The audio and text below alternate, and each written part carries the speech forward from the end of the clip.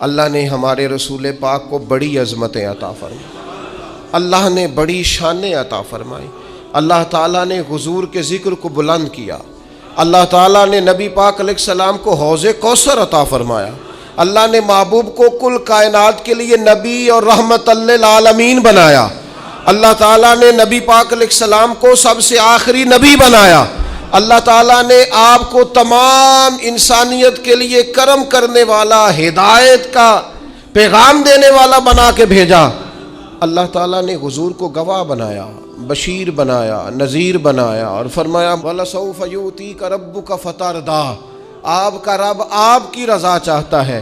اللہ نے حضور کو قرآن دیا، اللہ نے محبوب کو صدیق اکبر دیے، عمر فاروق دیے، عثمان غنی دیے، مولا علی دیے، حسنین کریمین عطا فرمائے۔ یہ سارے اللہ تعالیٰ نے اپنے محبوب علیہ الصلاۃ والسلام کی خدمت کے لیے، غلامی کے لیے عطا کیے۔ اللہ تعالیٰ نے رسول پاک کے دین کو پچھلے تمام دینوں کا ناسخ بنایا۔ اب کسی دین پر عمل نہیں ہوگا، قیامت تک سکہ مدینے والے رسول کا چلے گا۔ اللہ تعالیٰ نے رسول پاک علیہ السلام کو حبیب بنایا، اللہ نے محبوب کو نبیوں کا امام بنایا، کائنات کا سردار بنایا۔ نبی اکرم صلی اللہ تعالیٰ علیہ وسلم کی عظمتیں، اللہ ہمیں فرقہ واریوں سے بچائے، لیکن ایک دکھ ہے نا، وہ بھی بیان کر لینے دو، خوگر حمد سے تھوڑا سا گلہ بھی سن لیں۔ او میرے عزیزو، جس طرح توحید قرآن پاک کا مستقل عنوان ہے، جس طرح عقیدہ آخرت قرآن مجید کا مستقل عنوان ہے، جس طرح اخلاقیات قرآن مجید کا مستقل عنوان ہے، جس طرح دین کی سربلندی کے لیے جد و جہد کرنا، جہاد کرنا قرآن کا مستقل عنوان ہے، جس طرح معاشرت، ماں باپ کے، بہن بھائیوں کے، بیوی بچوں کے، رشتہ داروں کے حقوق قرآن پاک کا مستقل عنوان ہے، اس طرح شان مصطفیٰ بھی قرآن مجید کا مستقل عنوان ہے۔ سارے عنوان بیان کرتے ہو، مانتے ہو، تذکرہ کرتے ہو، کیا وجہ آتی ہے جب عظمت رسالت مآب کی بات چھڑتی ہے تو بحث چھڑ دیتے ہو؟ کھائے تجھ کو تپے سکر، تیرے دل میں کس سے بخار ہے؟ کس سے تیرے دل میں بخار چڑھ گیا ہے کہ ہر شے تو مانتا ہے، اور عظمت رسالت مآب کی بات آتی ہے تو بحثیں کرتا ہے؟ عقیدہ وہی اچھا ہے جو جناب صدیق اکبر کا ہے۔ کسی نے آ کے کہا تھا، ابو بکر اگر کوئی کہے میں راتوں رات گیا ہوں اور راتوں رات آیا ہوں اور 18,000 سال کا گویا میں منظر دیکھ آیا ہوں، اور اتنی بات تو نص سے ہے نا، لیلا من المسجد الحرام الی المسجد الاقصی، رات کے تھوڑے سے حصے میں مسجد حرام سے مسجد اقصی، یہاں تک بھی کوئی جا نہیں سکتا، ممکن نہیں، کوئی کہے تو مانتے ہو؟ تو میں نہیں، تو کہا آپ کے محبوب نے کہا ہے، تو فرمانے لگے انہوں نے کہا ہے تو بالکل ٹھیک کہا ہے۔ کہا ابھی تو آپ نے کہا تھا کہ کوئی کہے تو میں نہیں مانتا، کہنے لگے چلا آیا ہو، کوئی ہے، تم نے تو کوئی کی بات کی تھا، باقیوں کا حکم اور ہے اور محبوب کی بات اور ہے، ان کے تذکرے اور ہیں، ان کا فرمانا اور ہے، ان کا کہہ دینا کچھ اور ہے۔ میں نے تو کہا تھا کوئی کہے تو نہیں مانتا، اور وہ جو کہے اور جس وقت کہے اور جس حال میں کہے اور جس رنگ میں کہے، سانو قید سجن دا گہنا ہے، او جنج رکھے اونج رہنا ہے، وہ جیسے کہے، جس وقت کہے، جس ٹائم کہے، بات ختم ہو گئی۔ میں رات پڑھ رہا تھا، ایک صاحب نے لکھا ہے نبی پاک نا خواب میں گئے تھے، یہ تو خیر بڑی دفعہ ہی میں نے بیان کیا ہے، اور ہر سال کوئی نہ کوئی نیا شوشہ چھوڑتا ہے۔ حضور کو معراج، میں تو انہوں آکھاں کہ راتی میں خواب دیکھیے کہ میں پاکستان دا صدر بن گیا، تو انہوں اعتراض ہے کوئی؟ تو سا کہنے جی خواب وچ پاویں ساری دنیا دے بن جو، سانوں کوئی اعتراض ہے؟ کہ آپ جاگتی آنکھوں سے یہ بات کہیں گے نا، اگر کہ میں صدر پاکستان ہوں تو لوگ کہیں گے جناب آپ سیانے بیانے بندے کیا بات کر رہے ہیں، یہ آپ مطلب کس جگہ بیٹھ کے کیا بول رہے ہیں، سوئے تو جو کوئی مرضی کہہ دے۔ اگر حضور فرماتے نا میں خواب میں گیا ہوں، تو ابو جہل کو کوئی اعتراض تھا اس بات پر؟ ابو لہب کو، عتبہ اتیبہ شیبہ کو؟ وہ تو اس لیے پریشان ہوئے تھے کہ حضور نے فرمایا میں گیا ہوں اور میں آیا ہوں۔ ان کی تو پریشانی تب بنی تھی جب حضور نے فرمایا مجھے اللہ نے عروج دیا ہے، وہ تو الجھے ہی تب تھے۔ رسول پاک صلی اللہ تعالی علیہ وسلم کو اللہ نے سیر کرائی، یہ جو معجزہ ہوتا ہے نا، معجزہ، اللہ کی قدرت، معجزہ، کرامت، بس ایک تھوڑی دیر روک کے نا، تھوڑی خشک بات ہے پر آپ نے سمجھنی ضرور ہے۔ ایک لفظ قرآن مجید نے کہا آیت، آیت ہوتی ہے اللہ کی نشانی۔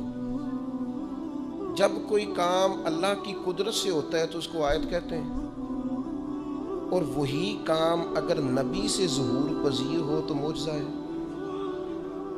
وہ ظہور پذیر اللہ کی قدرت سے ہی ہوا ہے، اللہ کے چاہنے سے ہوا ہے۔ وہ بغیر کسی ذریعے سے ہو تو قدرت الہی ہے، پیغمبر سے ہو تو وہ معجزہ ہے، ولی سے ہو تو وہ کرامت ہے ہر جگہ اللہ کی قدرت ہی۔ جو نبی کے ہاتھ پہ معجزہ صادر ہو رہا ہے وہ بھی تو اللہ کی عطا ہی ہے نا، جو ولی کے ہاتھ سے ہو رہا ہے وہ بھی۔ یہ کرامت کہتے ہیں جی ولی نے کر دیا، بھئی ہوا ولی کے ہاتھ سے ہے لیکن قدرت کس کی ہے؟ اللہ کی۔ وہ ہمارے سلطان الواعظین رحمت اللہ علیہ اس طرح سمجھایا کرتے تھے، فرماتے تھے ہے دودھ ہی، لیکن اگر اسے جاگ لگا کے نا لسی کے ساتھ جما لو تو دہی بن گیا، اور اگر رڑک لو نا تو لسی بن گئی، اور اگر اوپر سے تھوڑا سا اتار لو تو مکھن بن گیا، اور مکھن کو گرم کر لو تو اصل میں کیا ہے؟ دودھ۔ تو فرمانے لگے در اصل پیچھے کار فرما کیا ہے؟ دودھ۔ کہتے ہیں آپ کو بندہ کہتے ہیں نا جی میں دودھ کا تو اقرار کرتا ہوں، مکھن کو نہیں مانتا، میں دودھ کا تو اقرار کرتا ہوں، لسی کو نہیں، میں دودھ کا اقرار کرتا ہوں پر میں نا گھی کو نہیں مانتا، تو اس بیوقوف کو کہا جائے گا لسی کا انکار بھی دودھ کا انکار ہے، اسے کہا جائے گا مکھن کا انکار بھی دودھ کا ہی انکار ہے، اسے کہا جائے گا یہ جو تو انکار کر رہا ہے نا گھی کا، یہ بھی دراصل انکار۔ او خدا کے بندے، ولی ذاتی طور پر تو کوئی طاقت رکھتا ہی نہیں، ولی کی کرامت بھی اللہ کی قدرت، نبی کا معجزہ بھی اللہ کی قدرت۔ اب آپ واقعہ معراج کو دیکھیں، نبی پاک نے کب کہا میں گیا ہوں؟ پہلا دعویٰ تو رب کریم نے فرمایا سبحان الذی اسری بعبدہ، میں نے سیر کرائی ہے اپنے بندہ خاص کو۔ خبردار، حضور کے معجزہ معراج کا انکار نہ کرنا، یہ رب کی قدرت کا انکار ہو جائے گا۔ خبردار، اس بحث میں نہ الجھنا کہ وہ منامی تھی، وہ تو 34 بار ہوئی، وہ تو خواب میں حضور گئے تھے۔ وہ خدا کے بندے، خواب میں تو جانے محبوب کتنی بار گئے، لیکن یہ جو معراج ہے نا حضور کی، یہ معراج حضور جسم کے ساتھ، روح کے ساتھ گئے۔ اور پھر معراج کی حکمتیں لکھی ہیں علماء نے۔ نبی پاک علیہ الصلوۃ والسلام طائف گئے تو طائف والوں نے 10 دن حضور نے قیام کیا تو انہوں نے پتھر مارے، اور حضور واپس تشریف لے، اور ایام وہ تھے کہ جناب ختیجہ بھی وصال کر گئی رضی اللہ تعالیٰ، حضور کے محبت کرنے والے چچا ابو طالب بھی انتقال کر گئے۔ دن غم کے، اور امت ہدایت پذیر نہیں ہو رہی، اس طرف نہیں آ رہی، یہ نبی پاک کے قلب اطہر پر بوجھ، اور حضور علیہ الصلوۃ والسلام ظاہری طور پر غم زدہ۔ تو حضور تو سب کر شفقت رکھنے والے ہیں، تو محبوب کس سے بات کریں؟ تو رب کریم نے حضرت جبریل کو بھیجا، فرمایا محبوب کو لے آئے نا۔ اس حالت میں جب کیفیات یہ تھیں تو اللہ نے اپنے محبوب کو معراج عطا فرمائی، اور رسول رحمت صلی اللہ تعالیٰ علیہ وسلم کو اللہ تعالیٰ نے اپنے حریم خاص میں بلایا، اور محبوب کریم علیہ السلام کو اللہ تعالیٰ نے وہ تسلی دی کہ اِنَّ فَتَحْنَا لَكَ فَتْحًا مُبِينًا۔ پھر دنیا نے دیکھا کہ پورے روبے زمین پر اللہ نے رسول پاک کے دین کو غلبہ عطا فرمایا۔ ایک حکمت تو یہ، دوسری حکمت یہ تھی کہ اللہ تعالیٰ نے نا نبی پاک کے غلاموں کو مقام دینے ہیں، جنت ملے گی، عروج ملے گا، درجات ملیں گے۔ اللہ فرماتے میں نے مومنوں کی جانوں کے بدلے ان کو جنت دے دی ہے، سودا کر لیا ہے۔ تو وہ جو محبوب پاک نے غلاموں کی جانیں وہاں دے کے اللہ تعالیٰ سے ان کے لیے جنت لی تھی نا، فرمایا لِنُرِيَهُ مِنْ آيَاتِنَا، محبوب ذرا میری نشانیاں دیکھ جائے نا۔ تو حضور پھر دیکھ کے آئے اور آ کے بتایا، فرمایا عمر میں نے تیرا گھر دیکھا ہے جنت میں، یہ اس عمر کا گھر دیکھا ہے جنہوں نے زندگی ساری زمین پہ سو کے گزاری، تو چونکہ آپ وہاں اس وقت ظاہری طور پر موجود نہیں تھے، اجازت طلب نہیں ہو سکتی تھی، لہذا دیکھ آیا۔ حضرت عمر رو پڑے، کہنے لگے مجھے میری ماں روئے میں آپ پر غیرت کرتا، آپ ہی کا تو صدقہ ہے۔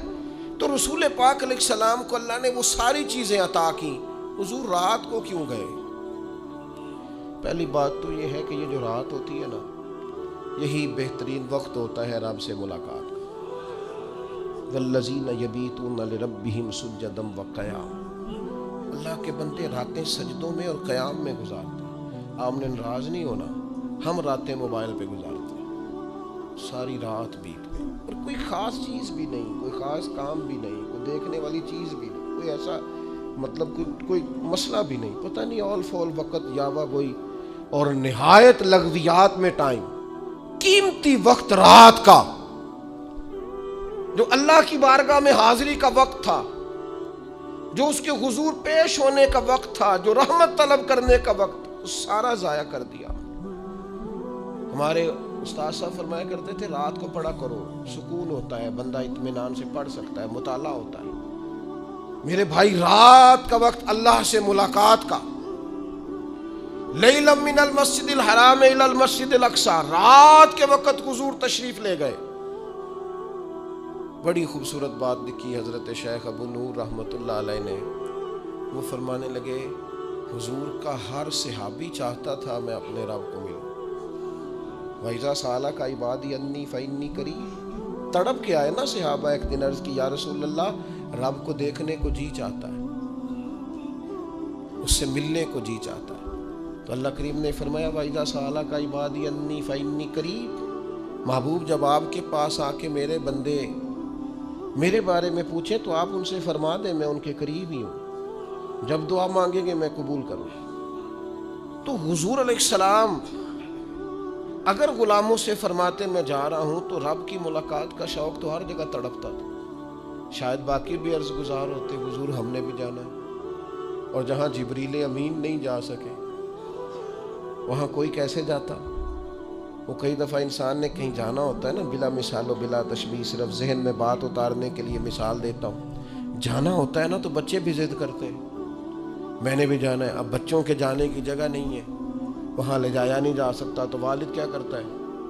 ان کے سونے کا انتظار کرتا ہے، وہ رات کو سو جائیں تو سوئے سوئے نکل جاتے ہیں۔ ہاں اتنا کام ضرور کرتا ہے کہ جب واپس آتا ہے تو ذرا تحفے لے کے آتا ہے، ذرا تحائف کے ساتھ آتا ہے تاکہ بچے راضی ہو جائیں۔ محبوب کریم جا رہے تھے، کریم اگر فرماتے میں جا رہا ہوں تو سب تڑپتے، سب خواہش کرتے، لیکن سب سو رہے تھے۔ محبوب تشریف لے گئے، لیکن جب واپس آئے تو نماز کا تحفہ بھی لائے، السلام علینا وعلی عباد اللہ الصالحین، اللہ کے بندوں پر سلام کو بھی لائے، اور ساتھ فرمایا میرے رب نے وعدہ بھی فرمایا ہے کہ مجھے اللہ تعالیٰ شفاعت کا حق بھی عطا فرمائے گا۔ یہ سارے تحفے لے کر رسول پاک صلی اللہ علیہ وسلم واپس آئے۔ اللہ تعالیٰ نے جس زمانے میں بھی کسی نبی کو مبعوث فرمایا نا، زمانوں کے تقاضوں کے مطابق معجزے عطا فرمائے۔ آج ہمارا دینی لوگوں کا پتہ مسئلہ کیا ہے؟ ہم قوم کی زبان کو نہیں سمجھتے، لوگوں کے نظریات کو نہیں سمجھتے۔ رسول کریم صلی اللہ تعالیٰ علیہ وسلم کو اللہ تعالیٰ نے معراج عطا فرمائی، اس کی حکمتیں ہیں۔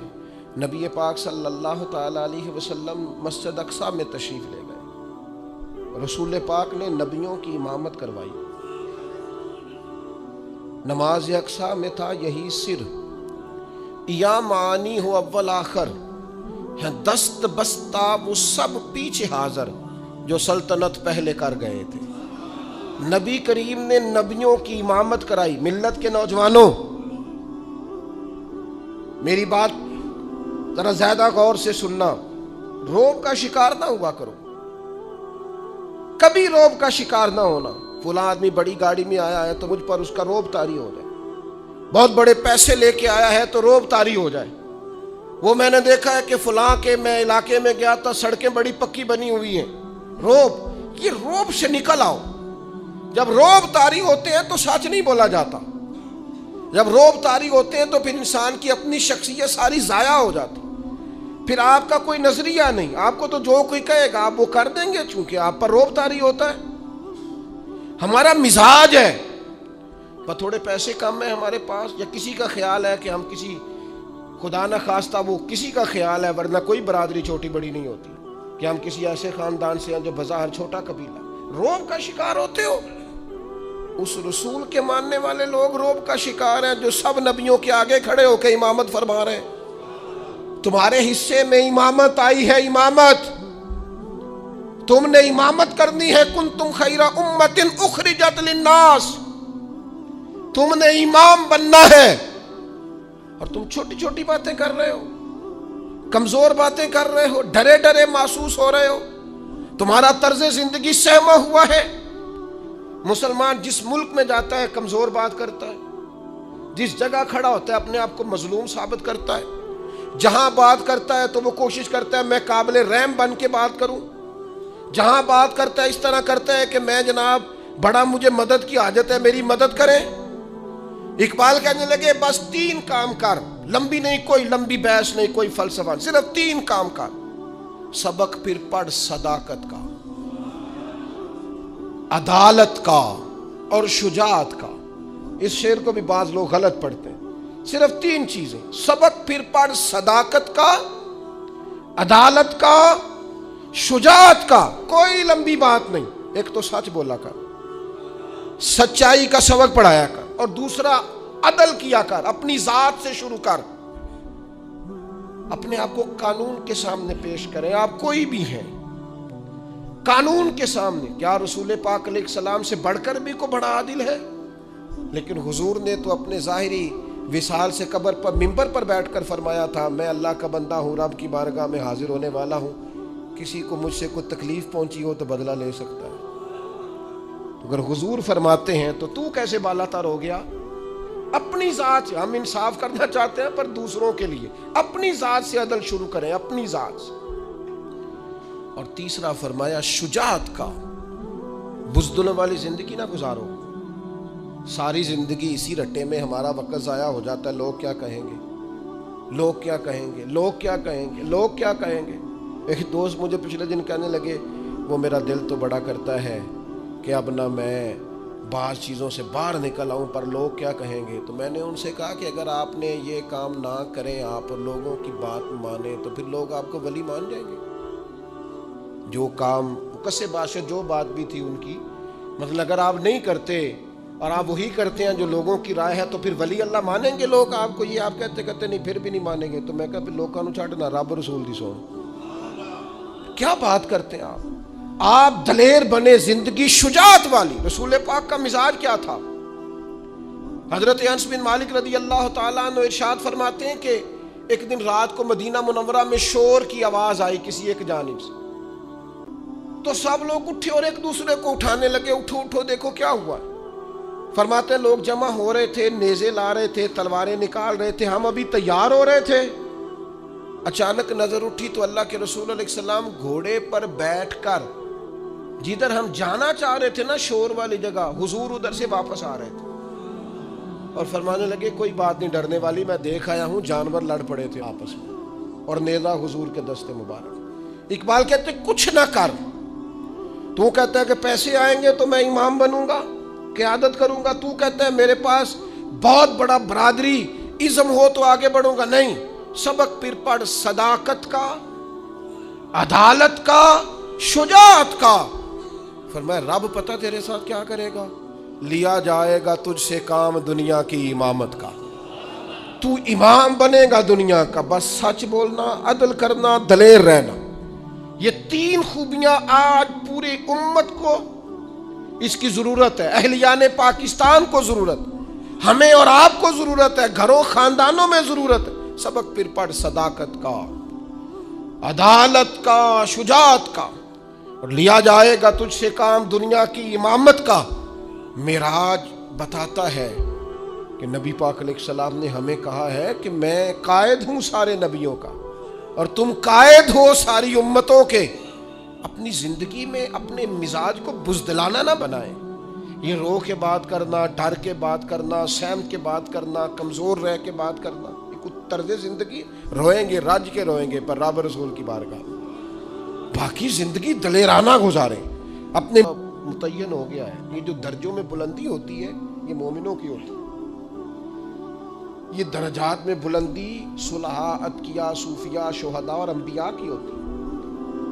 یہ روحانی ترقی اور یہ معراج کی طرف جانا یہ اللہ تعالیٰ نے مومنوں کا مقدر رکھا ہے. جس طرح اپنے مال میں روز ترقی کی جد و جہد کرتے ہو نا، اور صرف 4 سے 6 مہینے پتہ چل جائے دکان میری ٹھیک نہیں چل رہی، نفع نہیں دے رہی تو بند کر دیتے، کہتے ہو میں اب نقصان میں جاؤں. اپنی روح پر غور کر، اپنے باطن پر توجہ دے. اگر تو خسارے میں جا رہا ہے تو واپس آ مصلی کی جانب. اگر تیرے باطن کے اندر میل کچیل جم گیا ہے تو کر سجدہ رج کے اپنے رب کو. اور اگر دل ڈھانڈا ہو گیا ہے تو پھر کوئی رات ڈھونڈ جس میں تو رو سکے اپنے مالک کے حضور. اگر روحانی طور پر سخت دن ہو گئے، خسارے میں چلے گئے، ترقی رک جائے گی. عروج ہو، تیری طبیعت میں عروج ہو. رسول پاک صلی اللہ تعالی علیہ وسلم نے حضرت حارثہ بن نعمان سے کہا تھا یہ ان کا باطنی عروج تھا اور یہ شان ہے ان کے غلاموں کی. کیف اصبحت یا حارثہ، حارثہ آج صبح کیسے کی؟ عرض کی حضور اس حال میں صبح کی کہ میں پکا مومن ہوں، میرا ایمان مضبوط ہے. حضور فرمانے لگے اس کی دلیل کیا ہے؟ عرض کی حضور دلیل یہ ہے کہ اگر میں زمین پہ کھڑے ہو کے آنکھ کھولوں تو میری آنکھ خدا کے عرش تک جاتی ہے. کہو تو راز حیات کہہ دوں، حقیقت کائنات کہہ دوں، وہ بات کہہ دوں جو پتھروں کے دلوں کو بھی پاش پاش کر دے. میں کامل مومن ہوں اور میری آنکھ اللہ کے عرش تک جاتی ہے. حضور میں دیکھ رہا ہوں جنتی جنت میں جا رہا ہے. یہ میرے ایمان نے مجھے لذت دی ہے، عروج دیا ہے، کمال دیا ہے. حضور فرمانے لگے نہیں، جو اللہ کے راز ہیں وہ راز میں ہی رہنے دیں. میرے بھائی، مومن اس کا تو ایک وقار ہوتا ہے، اس کی تو ایک شان ہوتی. کیا کہا نبی پاک نے؟ الدعاء صلاح المومن، دعا مومن کا ہتھیار ہے، یہ کافر کے پاس نہیں ہوتا. تیرے پاس ہتھیار ہے، ایمان کی صورت میں تجھے اللہ کا قرب دیا گیا. بیٹھ مصلی پہ، مانگ اپنے رب سے. لیکن کیا کریں، اکبر الآبادی کہنے لگے مصیبت میں بھی اب یاد خدا ہم کو نہیں آتی. دعا منہ سے نہ نکلی، جیبوں سے عرضیاں نکلی. مختلف افسروں کو مختلف محکموں میں درخواستیں جمع کراتے ہو، رب کی بارگاہ میں آتے ہی نہیں. عروج تیرا تب پلے گا، تیری ترقی تب ہوگی جب پتہ چلے گا کہ تیرا قرب الہی کتنا ہے. میرے قبلہ عالم حضرت تاج الشریعہ رحمۃ اللہ علیہ کی ایک بات مجھے نہیں بھولتی. کسی نے کہا حضور فلاں مولانا بڑے معروف ہیں اور فلاں آدمی جو ہے ان کا بڑا مقام ہے اور فلاں کا بڑا نام ہے اور فلاں کا بڑا تذکرہ ہے. تو آپ فرمانے لگے دعا کرو اللہ کی بارگاہ میں مقام بنے، دعا کرو بارگاہ محبوب میں مقام بنے. دنیا میں تو مقام بنتے بھی ہیں اور مقام دیکھنا یہ ہے کہ ان اللہ کیا مقام ہے. اللہ تعالیٰ نے رسول پاک کو عروج عطا فرمایا. جم کے نہ بیٹھ جائیں، کام کریں، آگے بڑھیں، جد و جہد کریں. زندگی جو پانی چلتا رہتا ہے نا، اس میں کوئی ناپاکی گر بھی جائے نا تو چلتا پانی پاک ہوتا ہے، کیونکہ چل رہا ہے نا.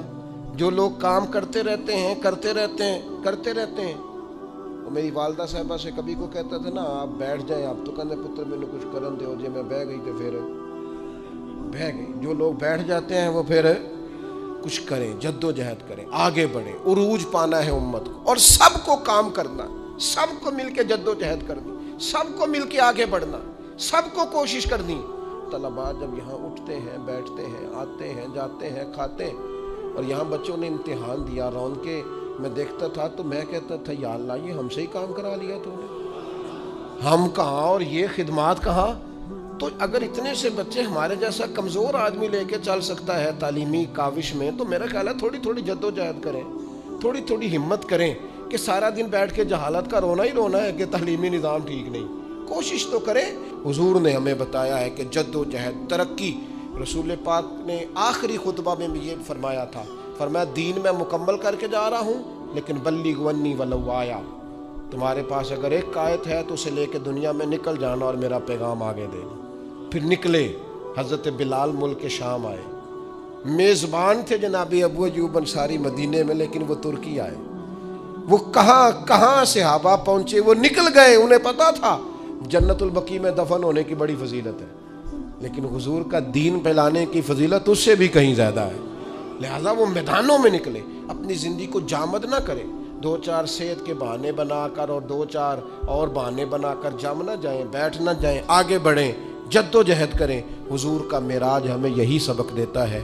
اللہ تعالیٰ سمجھنے کی توفیق عطا فرمائے۔